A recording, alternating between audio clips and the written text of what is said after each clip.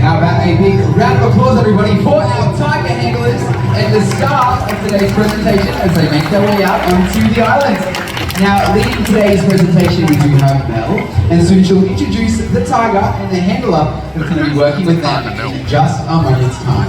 But ladies and gentlemen, boys and girls, welcome to Tiger Island. We are so excited you can be here with us today to witness some amazing natural tiger abilities, but also learn a little bit about a very important wildlife conservation message as well. Now, my name is Wildlife Al, and they call me that here at Dreamworld because I love animals. Now, who else out there loves animals? Put your hands up in the air, make some noise! Alright, the animal kingdom needs people just like you to be there to look after them and ensure they survive. Especially this beautiful creature right here behind me, which looks like we're ready to go, Mel, so over to you. Thank you, Wildlife Al. Once again, folks, welcome down to Tiger Island. Hopefully this afternoon we are going to be demonstrating some of the natural behaviours that you would see from tigers in the wild. I say hopefully because we will simply ask them here today. So the first behaviour that we are going to demonstrate for you is probably the easiest one that we're going to ask, just using milk as a reward. And it is referred to as a sit-up. So a bit of a round of applause, a bit of encouragement. It's actually going very quickly into the behaviour, which is nice to see. So besides looking very cute, what it does, it gives that tiger a little bit more of a height advantage. So it allows them to look over long grass to see where their prey items are. Another reason why is adult tigers in the wild, they are solitary animals. So they do have their own set territories that they live in. They will scent mark that area to let other tigers know that they're moving around. And as you can see from Adira, which is up on the hands or the shoulders there, maybe, she's going to go over and stare at the two white tigers that we have here now up close, which is Kiko and Carly. So Kiko's staring at her at the moment. Kiko and Adira hate each other. They don't like each other at all. They're going to try and fight with each other if they come in contact, which is normal because, as I said, they are solitary, so they don't really like each other, and that's perfectly fine. So there they go into that rise there. So yeah, a bit of a round of applause. So what the rise allows them then to do is scratch down the side of the tree to leave behind a visual signal of how big they are.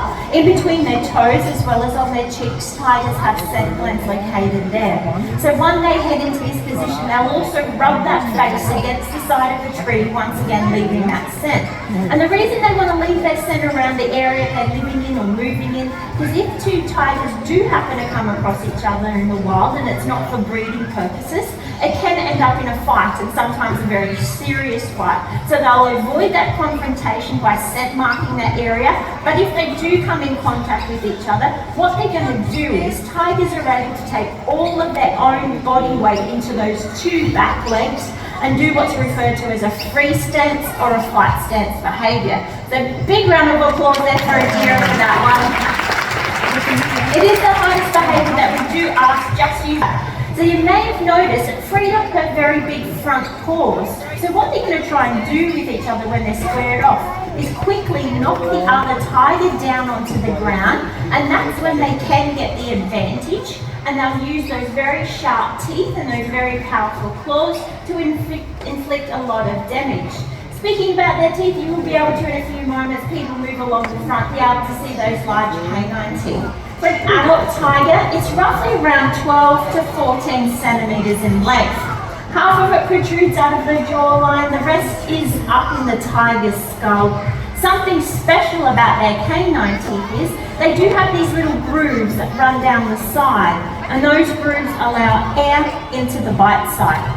Because a tiger bites so deep into its prey, if it didn't have those grooves, a vacuum effect could occur and they wouldn't be able to quickly release their teeth, readjust, and then bite back into that prey item.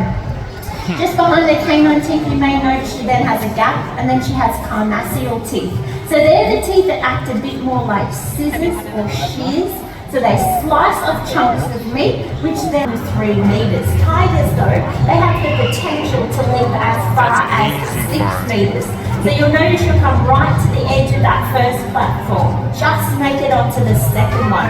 So they don't want to be leaping 6 meters every time if it's not necessary to do that. They want to be conserving that energy because out in the wild they don't know when they are getting that next meal. As she goes across again, you'll notice her tail. And look, it'll go over the back of her. So that's providing her a bit of stability, but also a bit of momentum. So she's following Pete pretty quickly this afternoon. So hopefully a bit of a bunny hop into the air. Half a one there. So a bit of a round of applause there for Adira. So what we're going to do in a few moments, folks, is slow it down a little bit and show you behaviour that we have trained Adira to do here at Dreamworld. It is referred to as mark training. So in a few moments, Pete will pick up some wooden boards, he'll throw them down onto the ground. That is then the cue for the tiger, which is you, Adira, to go on over, place her 2 front paws onto the board, stand there nice and still, and then she'll be rewarded with meat and milk.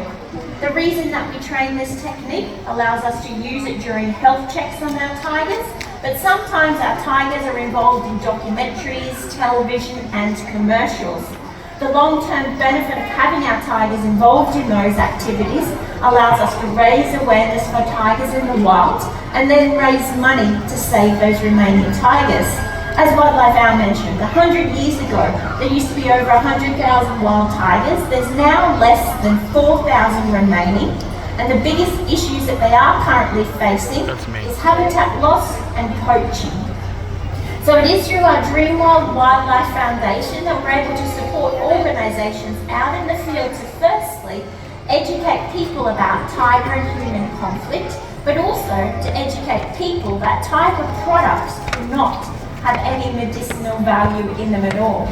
We are currently sponsoring anti-poaching patrols in far eastern Russia for the Siberian tiger and in Sumatra for the Sumatran tiger as well. Both of those subspecies are critically endangered. It is work that we are extremely behaviours.